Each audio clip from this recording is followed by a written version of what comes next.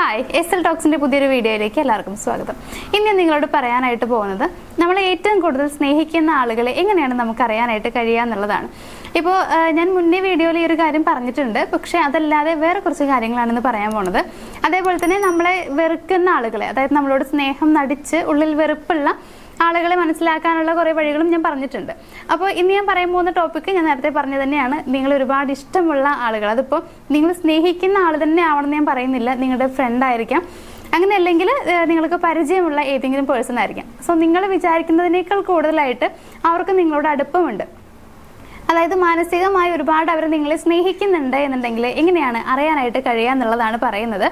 അപ്പോൾ നമ്മുടെ ഒന്നാമത് പോയിന്റ് എന്ന് പറയുന്നത്, നിങ്ങൾ രണ്ടുപേരും ഒരുമിച്ചിരിക്കുന്ന സമയത്ത് നിങ്ങൾക്ക് ഒരിക്കലും സമയം പോണത് അറിയില്ല എന്നാണ്.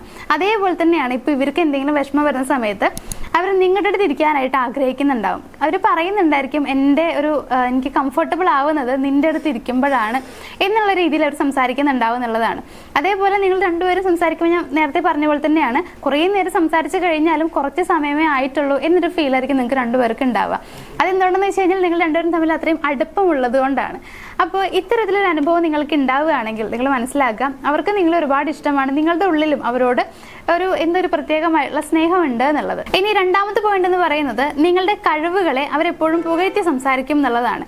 ചില ആളുകൾ എങ്ങനെയാണെന്ന് വെച്ച് കഴിഞ്ഞാൽ നമുക്ക് എത്ര കഴിവുണ്ടെങ്കിലും അവരതിനെ വലിയൊരു കാര്യമാക്കി കാണില്ല, കുഞ്ഞതാക്കി കാണാനായിരിക്കും ആഗ്രഹിക്കുന്നുണ്ടാവുക, അങ്ങനെയായിരിക്കും അവർ പറയുണ്ടാവുക എന്നുള്ളതാണ്. പക്ഷെ ഇവരെങ്ങനെയെന്ന് വെച്ച് കഴിഞ്ഞാൽ നമ്മുടെ അടുത്തുള്ളത് ചെറിയ രീതിയിലുള്ള കഴിവുകളാണെങ്കിൽ പോലും അതിനെ മോട്ടിവേറ്റ് ചെയ്യാനായിട്ട് അവർ ശ്രമിക്കുന്നുണ്ടാവും. അതായത് അതിനെ എങ്ങനെ വലുതാക്കി കൊണ്ടുവരാം, നമ്മളെ എങ്ങനെ ഉയരങ്ങളിൽ എത്തിക്കാം, ഈ രീതിയിൽ ചിന്തിക്കും പ്രവർത്തിക്കും ചെയ്യുന്ന ആളുകളായിരിക്കും. അതേപോലെ തന്നെയാണ് ആ രീതിയിൽ നമ്മളെ പുകഴ്ത്താനായിട്ട് അവർ ശ്രമിക്കും എന്നുള്ളതാണ്. ഈ പുകഴ്ത്തൽ എന്ന് പറയുന്നത് തന്നെയാണ് ഒരു രീതിയിൽ മോട്ടിവേഷൻ എന്നൊക്കെ പറയുന്നത്. അപ്പോൾ അങ്ങനെ നമ്മളെ ഓരോ കാര്യങ്ങളും പറഞ്ഞിട്ട്, അതായത് നമുക്കുള്ള സ്കിൽസിനെ കുറിച്ച് പറഞ്ഞിട്ട് പുകഴ്ത്തി സംസാരിക്കാൻ ആ വ്യക്തികൾ തയ്യാറാവുന്നുണ്ടാവും. അങ്ങനെ നമ്മളെ ഉയരങ്ങളിൽ എത്തിക്കാൻ വേണ്ടിയിട്ട് അവർ ശ്രമിക്കുന്നുണ്ടായിരിക്കും. ഇനി മൂന്നാമത്തെ പോയിന്റ് എന്ന് പറയുന്നത്, നിങ്ങളുടെ കുറ്റങ്ങളൊക്കെ അവർ വളരെ അപൂർവമായിട്ട് മാത്രമേ പറയുള്ളൂ എന്നുള്ളതാണ്. അതായത് നിങ്ങൾക്ക് കുറ്റങ്ങളും കുറവുകളും ഉണ്ടെങ്കിൽ പോലും അത് നിങ്ങളോട് ഡയറക്റ്റ് ആയിട്ട് പറയുന്നുണ്ടാവും. അങ്ങനെ പറയുന്നത് പോലും വളരെ അപൂർവമായിട്ടായിരിക്കും. ഇനിയിപ്പോൾ അങ്ങനെ ഉണ്ടെങ്കിൽ തന്നെ ഇൻഡയറക്റ്റ് ആയിട്ട് ചിലപ്പോൾ പറയുന്ന ആളുകളുണ്ട്. അതായത് ഡയറക്റ്റ് ആയിട്ട് നീ ഇങ്ങനെ ചെയ്യുന്നത് മോശമാണെന്നോ അല്ലെങ്കിൽ ചെയ്തത് തെറ്റാണെന്നൊക്കെ പറഞ്ഞു കഴിഞ്ഞാൽ വിഷമമാവുമെന്ന് വിചാരിച്ചിട്ട് ഇൻഡയറക്റ്റായ രീതിയിൽ സംസാരിക്കുന്ന ആളുകളുണ്ട്, അല്ലെങ്കിൽ ഡയറക്റ്റ് ആയിട്ട് തന്നെ ആ കാര്യം പറയുന്നവരുണ്ട്. പക്ഷെ ഇവരെപ്പോഴും നമ്മളെ കുറ്റപ്പെടുത്തില്ല എന്നുള്ളതാണ്. എപ്പോഴും നമ്മൾ ചെയ്യുന്ന ഓരോ കാര്യങ്ങളെയും കുറ്റപ്പെടുത്തുന്ന ആളുകളുടെ മനസ്സിൽ നമ്മളോട് സ്നേഹം ഉണ്ടായിരിക്കില്ല, അത് നിങ്ങൾ മനസ്സിലാക്കുക. പക്ഷെ വളരെ അപൂർവമായിട്ട് കൃത്യമായിട്ട് തന്നെ പറയുകയാണ്. അതായത് നമുക്ക് തന്നെ തോന്നുന്നുണ്ട് ഞാൻ ചെയ്തത് ചെറിയൊരു തെറ്റായ കാര്യമാണ് അല്ലെങ്കിൽ മോശമാണെന്ന് നമുക്ക് തന്നെ അറിയുന്നുണ്ട്.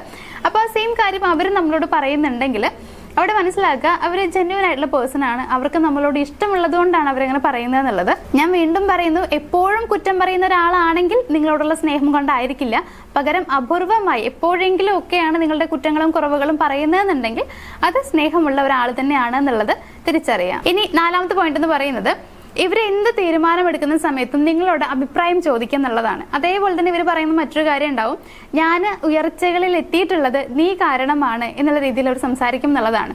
അതായത് ഇപ്പോൾ അവരുടെ ലൈഫിൽ വളരെ ഇമ്പോർട്ടൻ്റ് ആയിട്ടുള്ള ഒരു കാര്യമാണെങ്കിൽ പോലും, ഇനിയിപ്പോൾ അതല്ല മറ്റാരോടും ചോദിക്കാത്ത മറ്റാരും അറിയാത്തൊരു കാര്യമാണ് ഇവർ ചെയ്യാൻ പോകുന്നതെന്നുണ്ടെങ്കിലും അവിടെയും നിങ്ങളെ അവർ ചൂസ് ചെയ്യുന്നുണ്ടാവും. അതായത് നിങ്ങളോട് തീരുമാനങ്ങൾ ചോദിക്കുന്നുണ്ടാവും എന്നുള്ളതാണ്. നിങ്ങളുടെ അഭിപ്രായങ്ങൾക്ക് വാല്യൂ നൽകുന്ന ഒരാളായിരിക്കും. ചിലപ്പോൾ നിങ്ങൾ പറയുന്ന കാര്യങ്ങളായിരിക്കും അവർ ചെയ്യുന്നുണ്ടാവുക.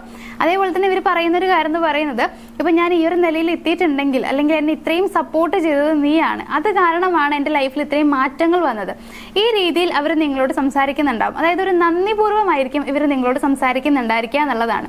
അപ്പോൾ ഇങ്ങനെ ഒരു പെരുമാറ്റം അവരുടെ ഭാഗത്തുനിന്ന് കാണുകയാണെങ്കിൽ അതും നിങ്ങളോടുള്ള സ്നേഹക്കൂടുതലാണ് എന്നുള്ളത് മനസ്സിലാക്കുക. ഇനി നമ്മുടെ ഏറ്റവും ലാസ്റ്റത്തെ പോയിന്റ് എന്ന് പറയുന്നത്, അഞ്ചാമത്തെ പോയിന്റ് എന്ന് പറയുന്നത്, ഇടയ്ക്കൊക്കെ അവർ നിങ്ങളോട് പറയുന്നുണ്ടാവും, ഞാൻ ഇപ്പൊ നിന്നെ കുറിച്ച് ആലോചിച്ചതേ ഉള്ളൂ, അല്ലെങ്കിൽ ഞാൻ നിന്നെ സ്വപ്നം കണ്ടിട്ടുണ്ടായിരുന്നു, ഇങ്ങനെയൊക്കെ പറയുന്നുള്ളതാണ്.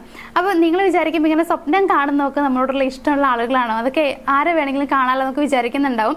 ശരിയാണ്, നമ്മൾ ആരെ വേണമെങ്കിലും സ്വപ്നം കാണാം. പക്ഷെ ചെറിയ രീതിയിൽ പറയുകയാണെങ്കിൽ, അതായത് നമ്മൾ ഏറ്റവും കൂടുതൽ ചിന്തിക്കുന്നത് ആരെക്കുറിച്ചാണോ അവരെക്കുറിച്ച് സ്വപ്നം കാണാനുള്ള സാധ്യത ഉണ്ട് എന്നുള്ളതാണ്. നമ്മൾ ഉറങ്ങുന്നതിന് തൊട്ട് മുന്നേ ആരെയാണോ ചിന്തിക്കുന്നത്, ആരെക്കുറിച്ചാണോ ആലോചിക്കുന്നത്, അല്ലെങ്കിൽ എന്ത് കാര്യത്തെക്കുറിച്ചാണോ ആലോചിക്കുന്നത്, ആ ആളെക്കുറിച്ച് തന്നെ നമ്മൾ സ്വപ്നം കാണാനുള്ളൊരു സാധ്യത കൂടിയുണ്ട്. അപ്പോൾ ഇവരിങ്ങനെ ഇടയ്ക്കിടയ്ക്ക് നിങ്ങളെക്കുറിച്ച് പറയുന്നുണ്ടെങ്കിൽ ഒന്നില്ലെങ്കിൽ നിങ്ങളോടായിരിക്കും ഏറ്റവും ലാസ്റ്റ് അവർ സംസാരിച്ചിട്ടുണ്ടായിരിക്കുക, അല്ലെങ്കിൽ നിങ്ങളെക്കുറിച്ച് ആലോചിച്ചിട്ടായിരിക്കും അവർ കിടന്നിട്ടുണ്ടാവുക, ഉറങ്ങിയിട്ടുണ്ടാവുക എന്നുള്ളതാണ്.